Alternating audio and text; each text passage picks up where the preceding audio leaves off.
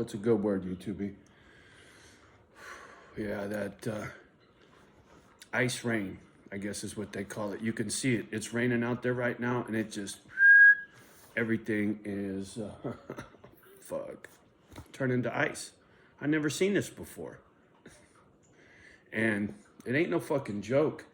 I went down the little staircase, there's a mat, entryway mat, and I put it on those little, it's only like 4 or 5 stairs. I threw that on there, was able to get the girls onto the ice so they could go handle their business. Poor Kimba, she slid around and stepped in mom's dog shit. I was like, damn it. But hey, it's better than busting a hip on this fucking ice, right?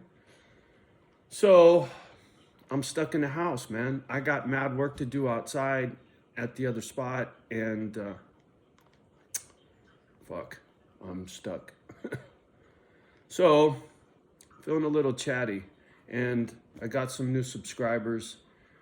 I got a lot of stories, and a lot of people don't know me. You just don't know me, right? Most people won't take the time to go dig through 2,000 plus videos. Go find Willie's story, right? If you got the balls for it. That's the worst story I got. Anyway, yeah, emotions are running real high. So I'm fried, man. I've been at this for years, and I'm burnt out, right? But I'm almost across the finish line. And then the work will be just every day, get up and smile. It's like going to the gym every day, right? And that'll be set up here real quick. That was my big motivation to get that shit squared away over there, because I got a spot over there that I got in my mind all mapped out for all my weight equipment, my heavy bag, speed bag, all my shit is going up quick. I need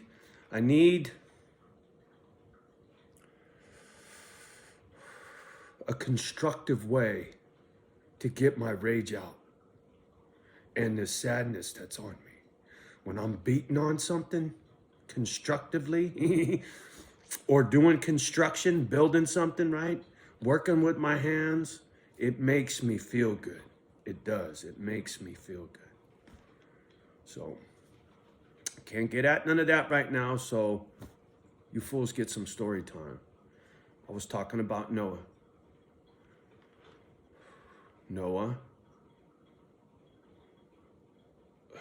Here, let me back up. I got tattooed by Henry Goldfield at Goldfield's Tattoo Studio on Broadway in San Francisco, California, when I was 18 years old. He did a cross on my arm with 2 roses and a heart in the middle and a banner that goes underneath each rose, and through the heart, it says, Jim, Paul, and Mom. This is my family. Like a family crest. My crazy life, right? Just that's how Johnny rolls.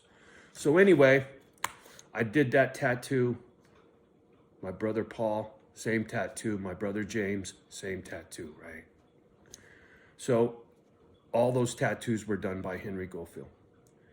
So my relationship with Henry goes back to when I was 18 years old.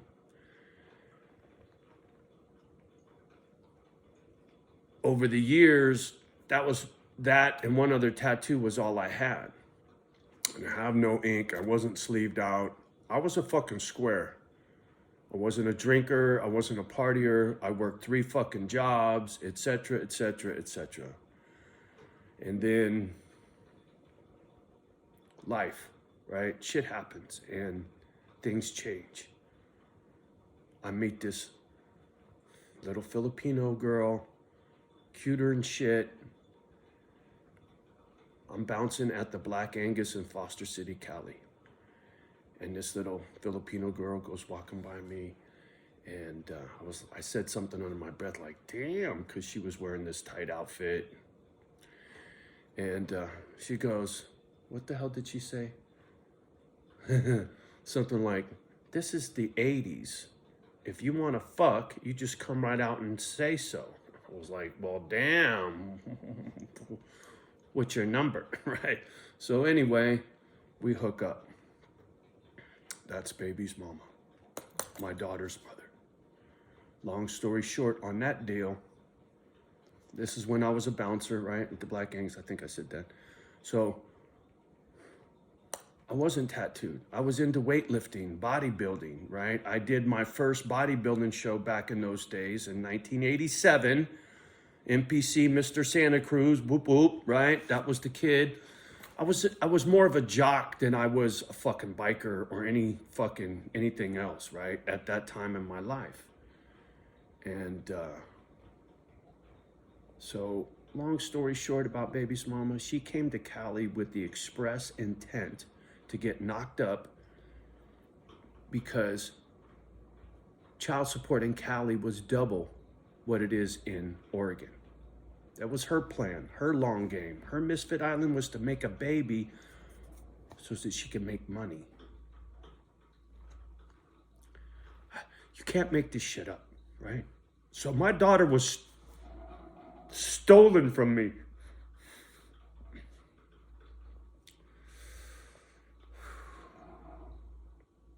Anyway, so once that happened, baby's mama took my kid. I'm still bouncing. One thing leads to another. Oh fuck, here comes Sonny, boy. I meet Sonny, and she knocked my fucking socks off. She wasn't a stripper at that time. She worked as a secretary for a couple of fucking dipshits, insurance agents, and they were fucking partiers. She was a partier. She did a lot of cocaine back in those days, and she was a drinker.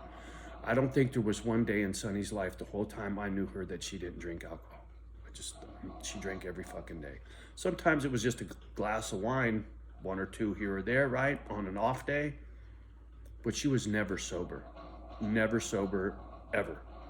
And she was crafty when it came to hiding it because she fucked with meth later. So, sorry, the coffee's fucking distracting me. So, I hook up with Sonny, and it was a fucking whirlwind.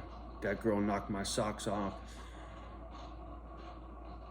She lived with this lady, Kathleen, who she said was her roommate. So when I would go to Sonny's house to pick her up to go on a date or some shit, there was this dark-skinned black lady with pressed straight hair who was an artist, insane artist. She made the most beautiful paintings, man.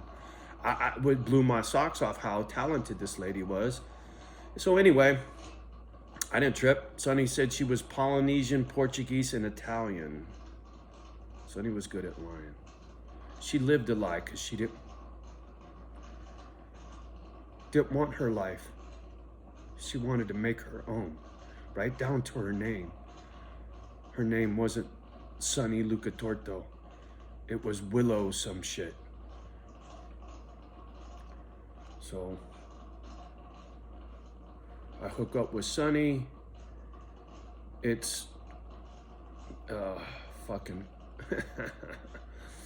hot and heavy, on and off, crazier and shit. Where she was batshit crazy and I was Captain Save-A-Ho. I could fix anything. I was always on her about partying too much, doing this, doing that, get a job. And then somebody, this dude John Mazza, that she was friends with, who I'm sure she was banging, and he was married. Anyway, Sonny had a very colorful life, right down to being a hostess, right? Like when you're at a restaurant, the hostess greets you, gives you menus, go sit down kind of thing. Well, Sonny was a hostess at a swingers party house, right? She'd be at the door, motherfuckers would come in, and there'd be fucking orgy scene over in Oakland, some shit. Story she used to tell me. She said she didn't participate, she just fucking stood at the door, right? That girl had a life, homie. You have no idea. So she ends up stripping at this joint called AJ's. Johnny loved her. He ended up bouncing there, ended up getting into meth with her, and I was a sheet metal apprentice at the time, and quickly my life started going in the toilet, right? Baby's mama's in Oregon with my kid. I'm hooked up with this crazy, sexy, cool, fucking train wreck. And Johnny's Captain Save-A-Ho. He can fix everything, right? didn't work out too well.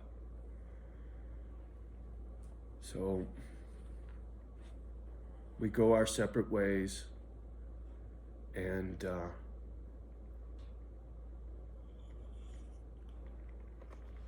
how did it happen? I ended up at, sheet metal apprentice.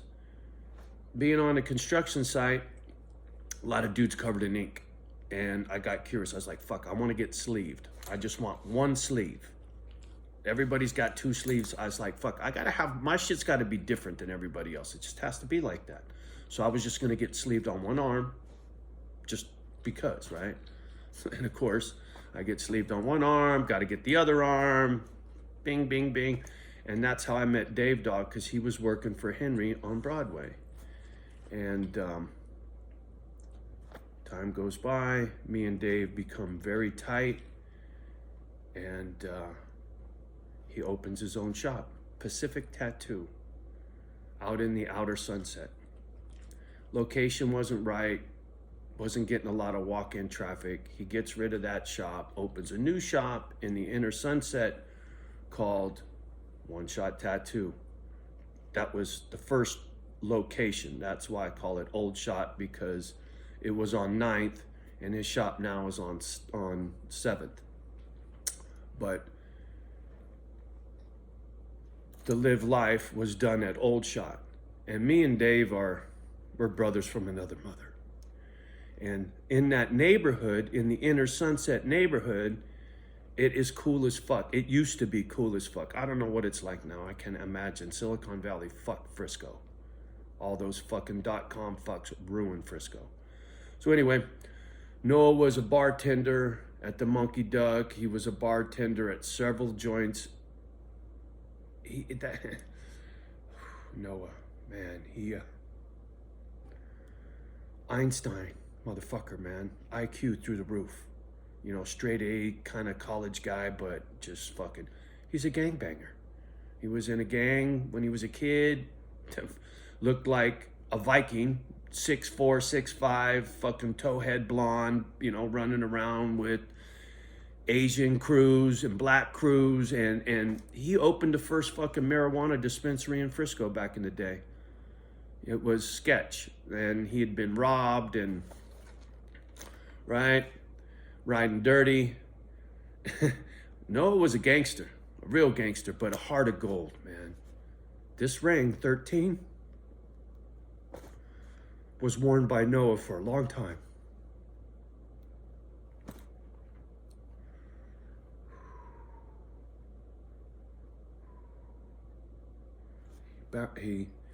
Lucky 13.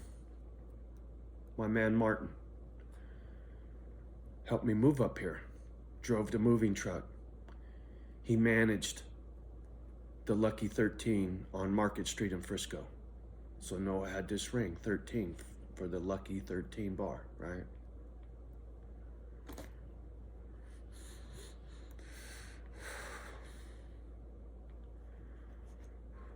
Don't stop there. Trust me. So Dave ends up tattooing this cat named Joey from the inner Sunset. Joey is a chef at Facebook for Mark Zuckerberg. Joey was like HNC. I won't say those words because people get all fucking pussy up anyway. I get triggered by not being able to say the N-word. It just angers me because I paid my fucking dues. If any white dude ever deserved the right to say that word and not get his balls busted for it, it's me, trust me. But anyway,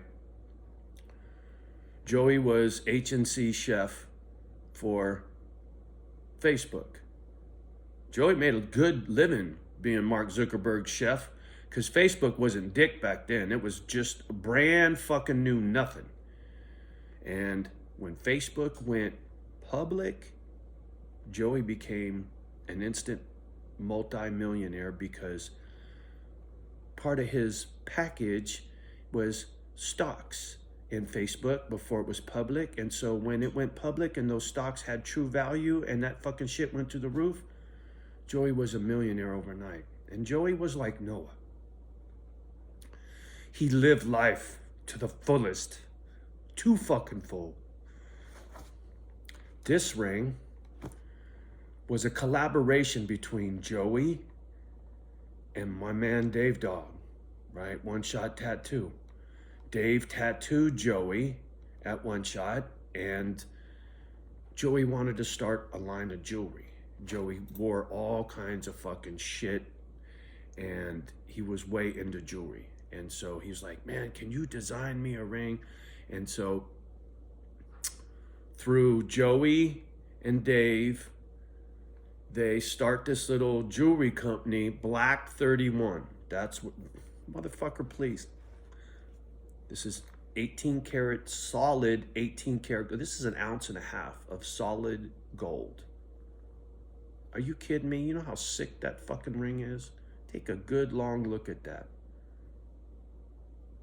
18 karat, solid gold, motherfucker, please. I pity a fool if I sock him with this fucking thing on. Or Noah's ring, right? That's the biker thing. That's why bikers got fistful of fucking rings, right? If they're gonna fucking sock you in the face, they're gonna dot the shit out of you with scars, homie. So anyway, Joey, multi-millionaire Joey, homie lived life to the fullest, right? Rock star status, trips to Vegas with Dave Dog, just fucking stories like you can't believe. Those aren't my stories to tell, so I don't tell them. But anyway, Joey, living the rock star life, bought a Harley. Never grew up riding, but he bought a fucking Harley. I don't know if homie was drunk, hungover, or just had a bad day, but he crashed his fucking Harley and died. Noah, gone. Joey, gone.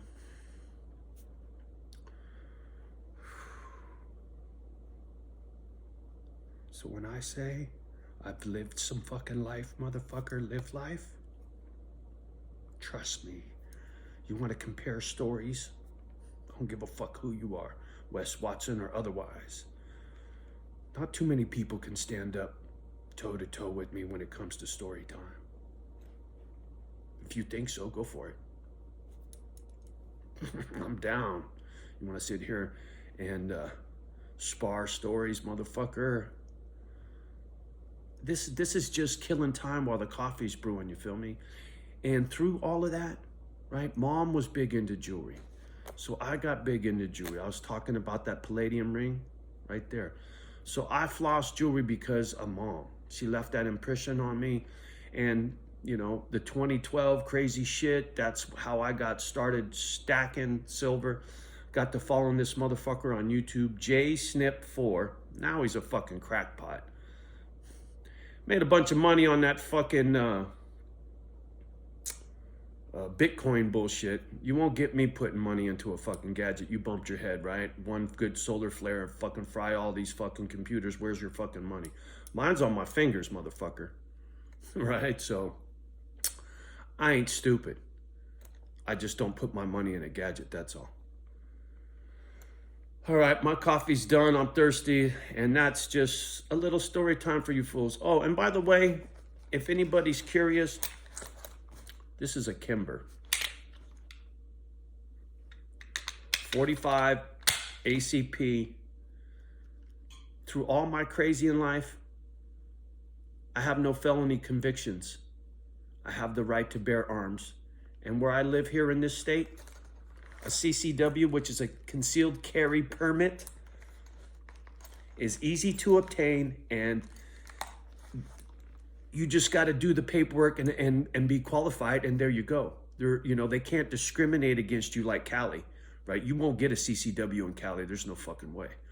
But where I live, no problem. And here's a little information.